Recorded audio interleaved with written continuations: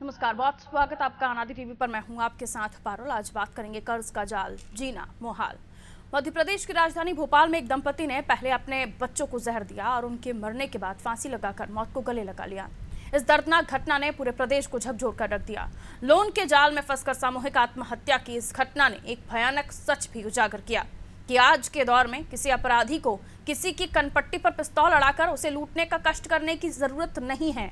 ये काम हजारों मील दूर बैठकर बिना पिस्तौल के, बिना किसी हथियार के, मोबाइल से बखूबी किया जा सकता है और उसमें कोई सजा नहीं होने की पूरी गारंटी है, क्योंकि एक तो इस तरह के अपराधियों को पकड़ना लगभग असंभव सा है और यदि पकड़े भी गए, अगर पकड़ में आ भी गए तो कोई कानून इसके लिए नहीं है, इनको सजा दिलाने के लिए कोई कानून नहीं है। इसी कमी का फायदा उठाकर लोन के जाल में फंसे लोगों को ब्लैकमेल किया जा रहा है, जिसके कारण कई लोग आत्महत्या जैसा कदम उठा लेते हैं। आखिर ये सब कब तक चलने वाला है? क्या लोन देने वाले ऐप्स के सामने सरकार असहाय है? आज इसी ज्वलंत मुद्दे पर विमर्श करेंगे, लेकिन पहले रिपोर्ट देख लेते हैं।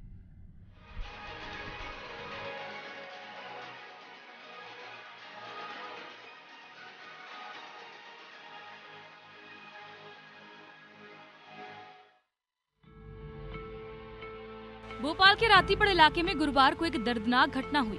लोन के जाल में फंसे भूपेंद्र विश्वकर्मा ने अपनी पत्नी और बच्चों सहित आत्महत्या कर ली। भूपेंद्र और उनकी पत्नी ऋतु ने पहले अपने दोनों बेटों ऋषिराज और ऋतुराज को कोल्ड ड्रिंक में मिलाकर जहर दिया। दोनों अपने बच्चों के मरने का इंतजार करते रहे।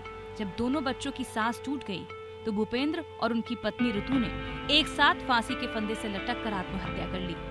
इस दर्दनाक हत्याकांड ने पूरे देश को झकझोर कर रख दिया है और इसी के साथ ऑनलाइन फ्रॉड तथा लोन के जाल में फंसकर आत्महत्या करने वाले सैकड़ों लोगों की कहानी सामने आई है। ये पहला वाक्य नहीं है, ऐसे अनेक मामले सामने आ चुके हैं। ऑनलाइन शेयर ट्रेडिंग कंपनी के हाथों पैसा गंवाने वाली कोलार की रहने वाली एक युवती ने साल भर पहले 5वीं मंजिल से कूदकर आत्महत्या कर ली थी। 8 महीने पहले ऑनलाइन गेम में ब्लैकमेलिंग का शिकार मंडीदीप के निशांक नामक युवक ने ट्रेन से कटकर जान दे दी थी। 2 सप्ताह पहले बाग सेवनिया में एक युवक ने मल्टी से कूदकर जान दे दी थी, वो भी ऑनलाइन ब्लैकमेलिंग का शिकार हुआ था। केवल भोपाल ही नहीं, अलीगढ़, बेंगलुरु सहित देश के अनेक भागों में इस तरह की आत्महत्याओं के प्रकरण सामने आ चुके हैं। ऑनलाइन लोन देने वाली, शेयर ट्रेडिंग करने वाली, ऑनलाइन गेमिंग और डेटिंग कंपनियां लोगों को आत्महत्या के लिए मजबूर कर रही हैं। लेकिन आज तक एक भी ऑनलाइन प्लेयर को सजा नहीं हुई है, ना ही कोई पकड़ा गया है। इससे सिद्ध होता है कि साइबर अपराध के मामले में हमारी सिक्योरिटी व्यवस्था एकदम कमजोर है। कोई भी साइबर अपराधी किसी भी हंसते खेलते परिवार को पल भर में बर्बादी के कगार पर धकेल सकता है। साइबर अपराधों में सबसे खतरनाक है लोन के जंजाल में लोगों को फंसाना। ऑनलाइन कंपनियां चीनी या अन्य ऐप से पहले जॉब ऑफर करती हैं, फिर लोन के जाल में फंसाती हैं। लोन की रिकवरी न होने पर 500 से 600% पेनल्टी लगाती हैं। चंद दिनों में लोन हजारों से बढ़कर लाखों में पहुंच जाता है और फिर वसूली के हथकंडे अपनाए जाते हैं। धमकी दी जाती है, गालियां दी जाती है, फोन हैक करके सारे कॉन्टैक्ट निकाले जाते हैं और उन कॉन्टैक्ट पर लोन लेने वाले के अश्लील फोटो मॉर्फिंग करके भेज दिए जाते हैं। ये गौरव धंधा पूरे देश में चल रहा है। लोगों को मरने के लिए मजबूर किया जा रहा है, लेकिन साइबर सुरक्षा के नाम पर केवल खाना पूर्ति हो रही है। लोन देने वाले कौन हैं? वसूली करने वाले कौन हैं? पैसा किसकी जेब में जा रहा है? इसके बारे में सुरक्षा एजेंसियों और सरकार को कुछ नहीं पता है। लोन का ये जंजाल जानलेवा होता जा रहा है। ब्यूरो रिपोर्ट, अनादि टीवी।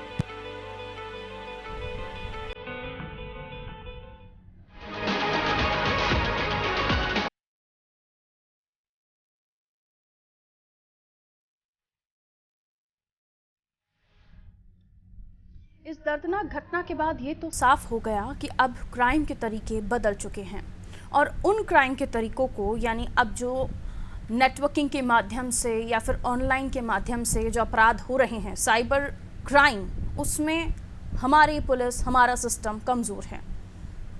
हमने कई ऐसे गेम्स को लेकर चर्चा की है जिसमें ब्लू व्हेल जैसे गेम है, पबजी जैसे गेम है। इनमें हमने देखा कि बच्चे किस कदर ये मनोवैज्ञानिक तौर पर इन पर हावी हो जाते थे और ये लोग अलग अलग घटनाओं को अंजाम देते थे, खुद की मौत का कारण खुद ही बन जा रहे थे, जिसके बाद कई सारी चीज़ों पर बैन लगाने के बाद सरकार की तरफ से की गई। क्या इस तरह की कंपनीज जब इंडिया में काम कर रही होती हैं तो क्या इनके बैकग्राउंड को इनकी किस आधार पर काम करेंगी? अगर ये इस तरह के लोन्स दे रही हैं तो इनका वापस लेने का प्रक्रिया क्या होगी? क्या इन सब तमाम चीज़ों पर जांच होती है? और दूसरी ओर ये परिवार, जिस परिवार ने आत्महत्या की, दोनों बच्चों को जहर देना माता पिता के लिए कितना जघन्य होगा, इसको ज़रा आप देखिए, सोच कर देखिए। और उसके बाद ये भी कि इस पूरे मामले को लेकर अब जब चर्चाएं हो रही हैं तो ये भी पूछा जा रहा है कि एक बार ही सही अगर उस शख्स ने, उस मृतक ने अपनी पीड़ा अगर सही व्यक्ति को सुनाई होती तो शायद रास्ते और निकलते। लेकिन क्या ऐसी जगहों पर हेल्प डेस्क मौजूद हैं जहां आप थानों में जाते हैं, थानों में अपनी कंप्लेन लिखाते हैं, लेकिन ऐसे क्राइम से बचने के लिए क्या जगह जगह ऐसी चौकियां, ऐसी कोई डेस्क उपलब्ध है जहां पर कोई भी पीड़ित जाकर अपनी बात बताए? ये भी खबरें थी कि वो शख्स गया था लेकिन उसके बावजूद भी वहाँ से रिटर्न में तमाम चीज़ें मांगी गई। दूसरे दिन वो गया तो कोई मिला नहीं, लेकिन उसकी मनोवैज्ञानिक स्थिति ऐसी नहीं थी कि वो अपने लिए लड़ पाता। और इसी को लेकर आज हम चर्चा करने की कोशिश कर रहे हैं। देखिए, लोन के लिए लोग कितना परेशान हो रहे हैं, लोन की, जबकि कई सारी स्कीम्स हैं हमारे देश में, बावजूद उसके लोन को लेकर अलग अलग ऐप्स पर जाना, सिबिल खराब हो जाना, जिसकी वजह से ऐसे ऐप्स की तरफ आपका ध्यान जाना।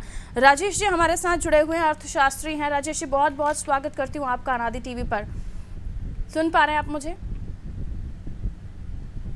रुमा भट्टाचार्य जी भी हमारे साथ जुड़ गए हैं, मनोचिकित्सक है, आप बहुत स्वागत। उमाशंकर तिवारी जी हमारे साथ जुड़े हैं, समाज सेवी हैं, आप बहुत स्वागत आपका। साइबर एक्सपर्ट भी हमारे साथ जुड़े हुए हैं, महेश श्रीवास्तव जी, आपका भी स्वागत करती हूँ। राजेश जैन साहब, आप मुझे सुन पा रहे हैं? ठीक है, महेश श्रीवास्तव जी, अगर आपको मेरी आवाज़ मिल रही है तो प्लीज़ रिप्लाई कीजिएगा सर।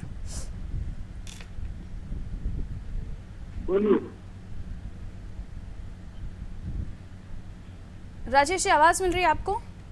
हाँ, आवाज आ रही है।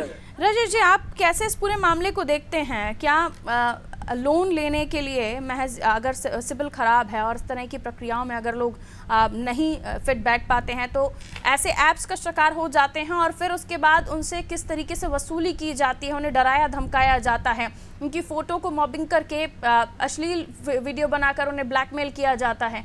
इस मामले को किस तरह से आप अपने नज़रिए से समझ रहे हैं? देखिए, ये जो सारा मामला जो है, लोगों की जरूरतों की पूर्ति के लिए वो लोन की तरफ जाते हैं। कुछ केसेस में तो उनकी व्यक्तिगत जरूरतों के लिए जाते हैं, कुछ बिजनेस के लिए जाते हैं, व्यापार वगैरह के लिए। लोन के लिए तो हमारे देश में बहुत अच्छा एक सिस्टम बना हुआ है, बैंकिंग का सिस्टम है, उससे आप जाके लोन ले सकते हैं। सिविल खराब है तो सिविल को सुधारा भी जा सकता है, सुधरवाया भी जा सकता है। लेकिन यदि आप डिफॉल्टर हैं, इस कारण से सिविल खराब है, तो ऐसे लोगों के लिए ये अट्रैक्टिव एक प्रपोजल होता है। मोबाइल पे easy money, easily loan available हो जाता है, वो उस लालच में फंस जाते हैं। कुछ केसेज में जो साइबर अपराधी है, ये लालच देते हैं और व्यक्ति उनके अपराधियों के फंस जाता है और समझ नहीं पाता है कि जो है वो किसी जंजाल में या किसी के जाल में फंस गए। लालची प्रवृत्ति के कारण व्यक्ति की मानसिक स्थिति ऐसी हो जाती है तो उसका विवेक खो जाता है और वो लालच के चक्कर में इनके जंगल में फंस जाता है। सबसे पहले तो हमें इजी मनी की तरफ लोगों को नहीं जाना चाहिए। इजी मनी बिना मेहनत के पैसा नहीं मिलता है। ये लोन के नाम पे जो पैसा देते हैं और उसके जंजाल में लोग फंस जाते हैं। निश्चित रूप से साइबर अपराधी जिम्मेदार हैं, लेकिन हमारी प्रवृत्ति जो इजी मनी की या लालच की है उसके लिए भी बिल्कुल सर, सही कह रहे हैं आपकी। इजी अवेलेबिलिटी किसी भी चीज़ की, लोग उसकी तरफ आकर्षक होते हैं और ये इस केस में भी कुछ इसी तरह हुआ है।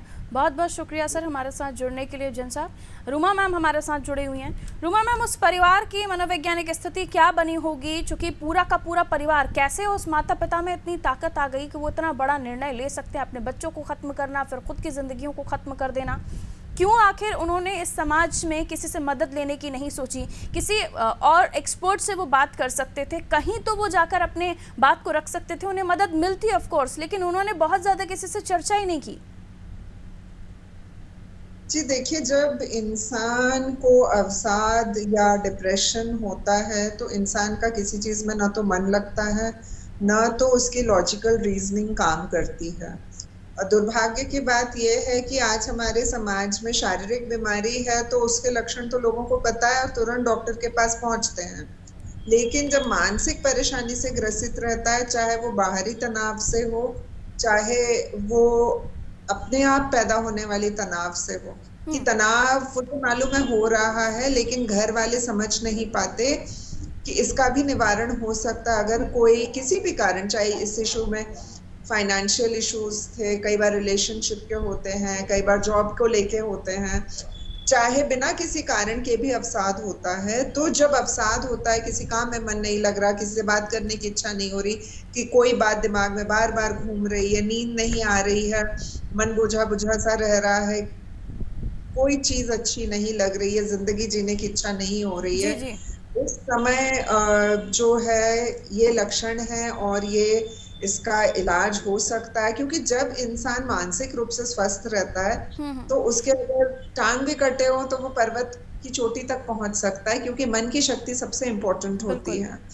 लेकिन जब इंसान अपना आत्मविश्वास खोने लगता है, उसे हीन भावना होने लगती है, उसे तनाव होने लगता है, उसे डिप्रेशन होने लगता है, तो उसे ये नहीं समझ में आता, क्योंकि कोई भी कितनी भी बड़ी समस्या हो, अगर मन स्वस्थ है तो इंसान उस प्रॉब्लम का सल्यूशन ढूंढने में जुट जाता है। लेकिन जब मन स्वस्थ नहीं रहता तो इंसान वही है कि लोगों से मदद मांगने तक की भी वो गुहार नहीं लगा पाता, उसकी लॉजिकल रीजनिंग खत्म होती है। तो मेरा ये कहना है आप लोगों के माध्यम से कि मानसिक स्वास्थ्य के बारे में हम लोग को लगातार चर्चा करनी चाहिए। कोई भी तनाव जो मानसिक स्वास्थ्य को बिगाड़ रही है, उसका मतलब ये नहीं है कि हम उस मानसिक अस्वस्थता को नजरअंदाज करें, उसका निवारण करें। जब आप मेंटली स्ट्रांग हो जाओगे, बिल्कुल। आप उसका सलूशन खुद ही ढूंढोगे, खुद ही ढूंढ सकते हैं। और अगर इस परिवार ने कोशिश की होती, क्योंकि ये परिवार रीवा का रहने वाला था, यहाँ पर भी अगर वो लोगों से मदद मांगते या एक सोसाइटी में उनका बहुत बेहतरीन तरीके से अगर उठना बैठना होता, लोगों से चर्चा करते, क्यों उसे उस शख्स को ये लगा कि उसने लोन लेकर बहुत बड़ी गलती कर दी है, जिसकी सज़ा उसको ये मिलेगी कि उसे अपनी जान देकर ही उसका पूरा भरपाया करना पड़ेगा। ये तमाम चीज़ें हैं। जानी मानी मनोचिकित्सक रूमा भट्टाचार्य जी ने बहुत अच्छे से हमारे दर्शकों को समझाया और इसे बहुत इत्मीनान से इस कार्यक्रम को देखिए। ये आपके हमारे परिवार में किसी भी शख्स के दिमाग में अगर इस तरह की चीज़ें हैं तो उसके लिए कार्यक्रम बहुत ज़रूरी है। मैं बारी बारी से बढ़ रही हूँ, हमारे साथ साइबर एक्सपर्ट भी जुड़े हुए हैं, समाज सेवी भी जुड़े हुए हैं। उमाशंकर जी, इस घटना के पीछे आप क्या कारण मानते हैं? जो हम चर्चा कर रहे हैं कि परिवार से ताल्लुक़ रखना या फिर सोशली लोगों से मिलना जुलना, कहीं तो अपनी पीड़ा बताई होती, कहीं तो अपने फ्रेंड सर्कल में इस बात को डिस्कस किया होता, एक्सपर्ट से किसी तरह की बात की होती, क्योंकि उन्होंने जिन लोगों से बात की है वो बहुत ज़्यादा किसी इस फील्ड के एक्सपर्ट नहीं है, इस क्षेत्र में जानकार नहीं है। अगर ऐसा कुछ हुआ होता तो शायद ये परिवार हिम्मत जुटा पाता, वो मान लेते कि इतनी बड़ी कोई गलती हमसे नहीं हुई है, हम इस समस्या से लड़ सकते हैं, लेकिन ऐसा नहीं हुआ। इसके पीछे वजह क्या आप आंकलन करते हैं? उमाशंकर जी, ये विषय जो है, कल मैंने ये पढ़ा था, कभी कभी क्या होता है कि आदमी मृतक के प्रति हमेशा सहानुभूति रहती है, लेकिन कल मेरे को पढ़ने के बाद बहुत गुस्सा आया था। और वो गुस्सा इसलिए था कि इस व्यक्ति ने इतना हंसता खेलता परिवार, जो सेल्फी लिए, वो फोटो देख देख के उस महिला के आंखों में उस समय भी आंसू दिख रहे हैं, जो अखबार में फोटो आया है, उसे मालूम है क्या होने वाला है। तो ये जो दुखद घटना हुई है, ये इसके दुखद घटना के पीछे का सबसे बड़ा पहलू ये नजर आ रहा है कि एक तो इन्होंने किसी से मदद नहीं मांगी होगी, और अगर ये डर गए अंदर से, क्योंकि इनको ऐप पे जो लोन लिया था, लोन पे लोन चढ़ाते जा रहे थे, वो राशि जो वहां से ले रहे थे वो लोन में ही और अगले उसके लिए लगाते जा रहे थे। तो वो इतना ज्यादा इन लोगों के साथ जो टॉर्चर हुए होंगे, अगर ये निश्चित रूप से हमारे जन सुनवाई में पहुंचते या साइबर के एक्सपर्ट अधिकारियों के पास पहुंचते तो इन्हें न्याय मिल सकता था, और इनकी जो ये दुखद घटना थी ये नहीं होती। और इसमें सबसे बड़ा पहलू जो नजर आता है, कहीं भी जो ऐसी घटनाएं हो रही हैं, अभी बच्चों ने भी के जो गेम के नाम पे भी बच्चे मरे हैं, पहले आपने देखा होगा 1-1.5 साल पहले लगातार गेम खेलने से पहले, है ना, ये हुआ था। और ये मैं तो ये समझता हूँ कि अति सर्वथा वर्जते, तो जब आदमी के मन में लालच आ जाए, कहीं से भी आ जाए, किसी भी प्रकार का लालच हो, वो लालच इंसान को गलत रास्तों पे ले जाता है और जल्दी आगे बढ़ने की चाह भी बहुत ज्यादा युवाओं को पीछे धकेल रही है और उस कारण उनको परिवार से दूर होना पड़ रहा है। बहुत सारी घटनाएं सामने आ रही हैं। अभी एक नई तकनीक और आ गई है, एआई तकनीक। अभी एक छात्र से एआई तकनीक के माध्यम से एक नकली प्रेमिका बन के एआई तकनीक से उस छात्र को लंदन में महारानी एलिजाबेथ के यहाँ हत्या कराने को भेज दिया गया, और जबकि वो कोई प्रेमिका थी नहीं। तो अभी ये नया एक और वो आ रहा है कि मेरी और आपकी आवाज जो हो रही है, हम एक दूसरे को पहचानते हैं और हो सकता है उमाशंकर तिवारी नाम बन के मैं अपने परिवार में अपने बेटे से ही बोलूं कि मेरे को पैसे की जरूरत है, भेज दो, और वो भेज भी देगा, और जबकि वो सब नकली होगा। तो जितने हम आधुनिक होते जा रहे हैं उतने बुरी तरीके से हमारे साथ ठगी की घटनाएं हो रही हैं, और पढ़े लिखे लोग रोजाना ठगी के शिकार हो रहे हैं। जो ऑनलाइन ठगी के शिकार होने वालों में अधिकांश पढ़ा लिखा तबका है और बहुत हायर एजुकेशन वाले अच्छे पदों से रिटायर होने वाले हो रहे हैं। तो लोग पढ़े लिखे हैं लेकिन समझदार नहीं है, और जब तक समझदार नहीं होंगे तब तक हम लोग ऐसे ही कहीं ना कहीं लगता है समझदारी की जगह यहाँ पर इजी अवेलेबिलिटी और मन में आने वाला लालच भी इसको वजह कहा जा सकता है, क्योंकि समझदार अगर हैं तो आप कभी इस तरह की गलतियां नहीं करेंगे। लेकिन आपके मन में अगर जल्दी कोई भी चीज हाथ में आ जाए, पैसा कमाने, शॉर्टकट अपनाकर पैसा कमाने, क्योंकि उस शख्स के भी साथ यही हुआ था कि उसने शॉर्टकट अपनाया। उसे लगा कि छोटी छोटी जरूरतों को हम इस तरह से पूरा कर पाएंगे, और फिर ये छोटी छोटी जरूरतों को पूरा करने की राह कितनी कठिन हो गई ये भी हमने देखा। उमाशंकर जी, जिस तरफ मैं आपको ध्यान दिलाना चाह रही थी कि क्या वो परिवार बाहर से आया था, उस परिवार का समाज में उठना बैठना था क्या? वो हम जो चर्चा करते हैं कि लगभग हर समस्या की जड़ यही होता है कि हमारा एक ही घर में अपने फ्लैट से अपना ही मतलब रखना, दूसरी जगह हम झांकते भी नहीं हैं कि किसी के घर में क्या हो रहा है क्या नहीं हो रहा है। ये जो हमने जो सामाजिक ताना बाना हमारा टूट गया है, लोगों के साथ सोशल गैदरिंग खत्म हो गई है, इसे भी आप एक वजह मानते हैं? ये बहुत बड़ी वजह है, और सबसे बड़ी वजह इसमें भी मैं ये समझता हूँ मोबाइल है। आज घर में 4 लोग रह रहे हैं तो मोबाइल की वजह से वो चारों अपने अपने काम में ऐसे लगे रहते हैं जैसे दुनिया में इनके बिना खत्म हो जाएगी। और फ्लैट में तो छोड़िए, मॉल में जहाँ भी ये लोग आसपास भी रहते थे, पहले एक दूसरे को देख लेते थे, कहीं ना कहीं किसी बहाने बात करने निकलते थे, लोगों से बात करते थे। आजकल जैसे उसे लगता है कि कोई परेशानी भी है तो गूगल पे सर्च करूंगा हल हो जाएगी। तो ये चीजें भी लोगों को दूर कर रही हैं, और लोगों ने क्या है अपना जो आज पैसा तो है लोगों के पास, कहीं ना कहीं कई माध्यम में पैसे के, तो लोगों को लगता है एक दूसरे की जरूरत हमें पड़ेगी नहीं। जबकि मैं समझता हूँ हर इंसान समाज के बिना अधूरा है, चाहे वो जीव जंतु हो, वो भी समाज में रहना पसंद करेंगे। महेश श्रीवास्तव जी हमारे साथ बने हुए हैं, साइबर एक्सपर्ट हैं आप। देखिए, हमने मनोवैज्ञानिक स्थिति को समझा कि शुरुआती दौर में उसके ऊपर क्या मेंटल प्रेशर पड़ा होगा, उसके बाद क्या कर सकते थे वो वहीं रहते हुए, लेकिन जब ये क्राइम हो गया तो उसके बाद महेश जी हमें बताएंगे कि वो क्या रास्ते हो सकते थे जो वो शख्स अपना सकता था, बजाय कि वो अपने पूरे परिवार को उसने एक गलती मानकर उसे अपने आप को खत्म कर दिया। क्या बताएंगे आप इसको लेकर, क्या रास्ते हो सकते थे? और अभी भी अगर कोई ऐसा शख्स जिसने ये गलती या इस तरह की किसी भी चीज में पड़ने वाला हो या इस रास्ते को अपनाने वाला हो, उसे आप क्या समझाएंगे? देखिए, जनरली उसमें गलती करने से पहले ही आपको थोड़ा अवेयरनेस चाहिए होगा, क्योंकि इसमें जनरली क्या होता है कि जो आपने एप्लीकेशन डाउनलोड किया था जी, तो वो आपके फोन की पूरी परमिशन ले लेता है। मतलब आपके सारे कॉन्टेक्ट्स उसके पास चले जाएंगे, आपकी फोटोज उसके पास चले जाएंगी, आपके रिकॉर्ड सब उसके पास चले आते हैं। उसके बाद यूजर को क्या लगता है कि मैं अपने फोन को फॉर्मेट कर दूंगा तो सब ठीक हो जाएगा।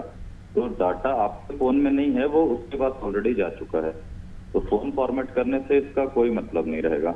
अब वो लोग क्या करते हैं कि आपके फोटो को एडिट करते हैं, किसी पॉर्न वेबसाइट की फोटो के साथ एडिट करके आपकी फोटो को आपके कांटेक्ट लिस्ट में भेजना शुरू करते हैं। अब इससे क्या होता है कि इंसान को थोड़ी बदनामी महसूस होती है, क्योंकि आप भी समझ रहे हैं पहले वो आपको भेजेंगे, अब आपने टाइम पे पैसा नहीं दिया तो आपके फैमिली में भेज रहे हैं, अब सबके फैमिली में मदर फादर पेरेंट्स जो भी है उनको भेज रहे हैं, फिर उनके फ्रेंड लिस्ट में भेज रहे हैं। तो सारे कॉन्टेक्ट में अगर आपकी न्यूड फोटो भेजी है तो लोगों को बदनामी टाइप का लगता है।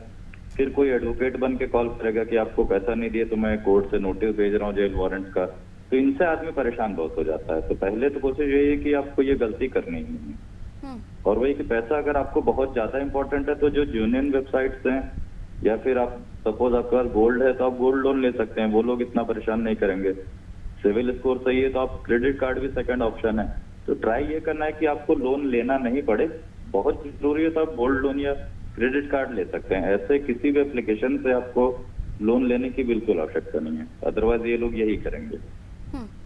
यानी ये एक अलग से एक जगह तैयार हो रही है, एक सेक्टर तैयार हो रहा है जिसमें ये ऐसे अटैक करने वाले लोग मौजूद हैं, और हम जो शिकार होने वाले लोग हैं वो भी इस दुनिया में मौजूद हैं, जो अपनी ज़रूरतों के लिए, अपने लालच के लिए इस तरह के ऐप्स को डाउनलोड भी करते हैं। ये जो ऐप्स हैं सर, इनको डाउनलोड करना चाहिए नहीं करना चाहिए ये अलग विषय है, लेकिन ये क्योंकि कई सारे ऐप्स को हमने बंद होते हुए भी हिंदुस्तान में देखा है, तो ये चल क्यों रहे हैं? जब इनसे हानि है, लोगों की जानें तक जा रही हैं, तो ये चल क्यों रहे हैं? इन्हें बंद नहीं किया जा सकता? गवर्नमेंट को इस पर डिसीजन नहीं लेना चाहिए?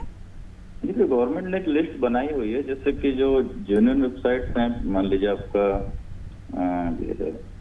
बजाज फाइनेंस वाला है, मान लीजिए ये जेन्युइन है, जो अच्छे लोग हैं, जो पेमेंट टाइम पे दोगे, आप नहीं भी दोगे तो थोड़ा सा पैसा बढ़ा के, आपको परसेंटेज बढ़ा के आपसे पेमेंट ले लेंगे, बट आपको बदनाम नहीं करेंगे। गोल्ड लोन भी आपने ठीक लिया, है, यानी आपकी समझदारी है कि आपको चयन किस तरह करना है। अब मैं इसके आफ्टर कॉज आपसे पूछना चाह रही हूँ कि अगर ऐसी स्थिति बन भी गई जैसे उस शख्स के साथ बनी, उसका परिवार पूरी तरह तहस नहस हो गया, उसके बाद वो कहाँ जा सकता था? किसके पास बात कर सकता था? क्या मैं साइबर सेल में जाना या उस दफ्तर में जाकर ही हम अपने लिए मदद की गुहार लगा सकते हैं? क्योंकि अब ये उस क्राइम से ज्यादा बड़ा हो गया है, खून खराबे से ज्यादा बड़ा ये क्राइम हो गया और बहुत वृहद स्तर पर फैल रहा है। ठीक है, सबसे पहले तो आपको अपने कांटेक्ट, क्योंकि उसके पास भी आपके सारे कांटेक्ट डिटेल्स हैं जी, तो पहले ये कर सकते हैं कि अपने सारे कॉन्टेक्ट्स में इन्फॉर्म कर दें कि मैंने एक एप्लीकेशन से लोन लिया था, तो मेरी फेक फोटो वो एडिट करके, पॉर्न वेबसाइट से फोटो निकाल के एडिट करके वो आपके पास भेजेगा। तो आप पहले ही सबको इन्फॉर्म कर दें कि किसी के पास से भी आता है तो उसको ब्लॉक करते जाएं। अब उनके पास नंबर भी बहुत सारे रहते हैं, तो ये तरीका उस शख्स ने अपनाया था सर, उसके स्टेटस वगैरह पर ये सारी चीजें उसने अपलोड की थी, ये कोशिश की थी। फिर भी देखिए, फिर वो एडवोकेट का एक नोटिस आएगा, तो ये सब फेक वो करते ही रहते हैं, नए नए तरीके निकालते रहते हैं। 2-3 महीने तक, 4 महीने तक वो परेशान करेंगे। अगर आपने वो झेल लिया तो उसके बाद वो लगभग बंद हो जाते हैं। महेश जी, मैं आपसे यही जानना चाह रही हूँ कि उसके बाद साइबर सेल में इन्फॉर्म और किस तरीके से किया जा सकता है, कैसे अपनी शिकायत दर्ज कराई जा सकती है, मदद कैसे मांग सकते हैं? बट सारे उनके नंबर फेक रहते हैं, मतलब उनका कोई जेन्युइन नंबर नहीं रहता है, ऑनलाइन जनरेट करके उनके व्हाट्सएप के नंबर रहते हैं, वो सिर्फ व्हाट्सएप। सर, मेरा सवाल नहीं समझ रहे हैं आप महेश जी। मैं आपसे पूछना चाह रही हूँ, मदद के लिए हम कहाँ जा सकते हैं? मदद के लिए वही आपको साइक्रेट, मतलब कोई आपको मनोवैज्ञानिक हो, उनसे आप अच्छे से बात कर सकते हैं, क्योंकि ये मेंटल प्रेशर ही बस रहेगा आपके पास। नहीं, आप इस तरह की ठगी का शिकार हो गए हैं, आपको ये लोग आप टॉर्चर कर रहे हैं, ये लीगल तरीका तो नहीं है वसूलने का, लोन वसूलने का? तो इसके बाद हम, जाहिर सी बात है, कानून का सहारा ले सकते हैं ना? बिल्कुल। रूमा मैम कुछ कह रहे हैं। रूमा मैम जी, मैं यही कह रही हूँ कि मदद के लिए गुहार लगाने की जो क्षमता है वो नहीं आ सकती अगर इंसान अवसाद से ग्रसित है। लॉज है, साइबर सेल्स हैं, हर जगह कंप्लेन कर सकते हैं। कंप्लेन तभी आप कर पाएंगे जब आप सोल्यूशन ढूंढ रहे होंगे, और सोल्यूशन आप तभी ढूंढ पाएंगे जब आपकी मनस्थिति ठीक हो। जब आपकी मनस्थिति ही ठीक नहीं हो, आप थाने के सामने घर आपका हो तो भी आप मदद की गुहार नहीं लगा सकते। ये बहुत बड़ा पॉइंट है जो आप बता रहे हैं। मानसिक स्थिति ठीक रहना वो सबसे जरूरी है। किसी भी प्रेशर के अंदर आप ताकि ना कुचले जाओ, इसके लिए मानसिक स्वास्थ्य ठीक रहना बहुत जरूरी है। और अगर उनकी वाइफ जागरूक होती या अन्य परिवार के सदस्य जागरूक होते कि तुम परेशान नहीं हो, अपन काउंसलिंग के लिए चलते हैं, किसी भी तरह की बिल्कुल कोशिश की जा सकती थी, लेकिन वो कोशिश नहीं हो सकी। और हम यहाँ से अपने दर्शकों से यही अपील करते हैं और यही कहना चाहते हैं, हमारे पैनल में बैठे सभी लोगों ने भी यही बात रखी कि आप अगर इस तरह की किसी भी स्थिति में पहुँच भी जाते हैं तो आप सबसे पहले अपने आप के लिए लड़ने की हिम्मत रखिए, अपने अंदर वो आत्मविश्वास रखिए कि ठीक है, अगर कोई बड़ी गलती हो भी गई है तो हर चीज़ के लिए सज़ा है, हर चीज़ के लिए कानून है। लेकिन इसका मतलब ये नहीं कि आप अपने साथ साथ अपने बच्चों को ख़त्म कर दें, अपनी ज़िंदगी को दाव पर लगा दें। बहुत शुक्रिया आप तीनों का हमारे साथ चर्चा में जुड़ने के लिए। मध्य प्रदेश की इस घटना ने रोंगटे खड़े कर दिया और उसके बाद तस्वीरें जो सामने आई, वो सेल्फी जिसमें उनकी आँखों में वो खौफ था, वो आंसू थे, वो दिक्कत थी, वो तकलीफ़ें थी, जहां वो अपने बच्चों को खुद से मारने पर, उनको मरता हुआ देखने पर उनको हिम्मत बांधनी पड़ी। इस स्थिति में अगर कोई परिवार, कोई अभिभावक पहुंच जाता तो उसकी तकलीफ़ समझी जा सकती है। लेकिन क्या कोई और रास्ता नहीं था? अगर इस तरह की कोई भी स्थिति बनती है, आपको अगर कोई ब्लैकमेल कर रहा है इस तरह की लोन ऐप में या किसी भी तरह के सोशल क्राइम में, माफ कीजिए ऑनलाइन क्राइम में, साइबर क्राइम में आप फंस गए हैं, तो कई सारे रास्ते हैं। आपको अगर कोई भी ब्लैकमेल कर रहा है कि आपकी न्यूड तस्वीरें बना दी गई हैं, आपका कोई पॉर्न वीडियो बना दिया गया है जिसमें आपको पता है आपने वैसा कुछ नहीं किया है, ये सब तकनीक के जरिए हो रहा है, तो आपको डरने की बिल्कुल आवश्यकता नहीं है।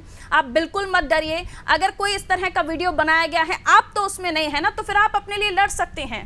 यूं इस तरह अपने परिवार को खत्म करना, अपने आप को खत्म करना, सब कुछ अपना तबाह कर देना, ये रास्ता गलत है। अगर वो परिवार हिम्मत करता, अगर वो परिवार सही शख्स से सलाह लेता, तो शायद आज वो जिंदा होता। लेकिन उस परिवार ने हिम्मत ही नहीं की कि वो कहीं जाकर अपनी पीड़ा सुना सकें, और फिर उन्होंने एक ही रास्ता अपनाया, वो था मौत का रास्ता, जो बिल्कुल सही नहीं है। अगर इस तरह की दिक्कतें या तकलीफें आपके आसपास कहीं पर भी आप देखते हैं, तो उन्हें हिम्मत दीजिए, उन्हें यह आश्वासन दीजिए कि हर चीज़ के लिए लड़ा जा सकता है, हर चीज़ के लिए कानून है, सज़ा है। अगर कोई आपको परेशान कर रहा है तो उसके लिए आप जाकर कंप्लेन कर सकते हैं, और आपके लिए तमाम रक्षा के लिए पुलिस मौजूद है, साइबर क्राइम पुलिस मौजूद है, तमाम अफसर मौजूद हैं। तो क्यों आप ये कदम उठाएंगे? रखिए अपना ख्याल, दीजिए मुझे इजाज़त। नमस्कार।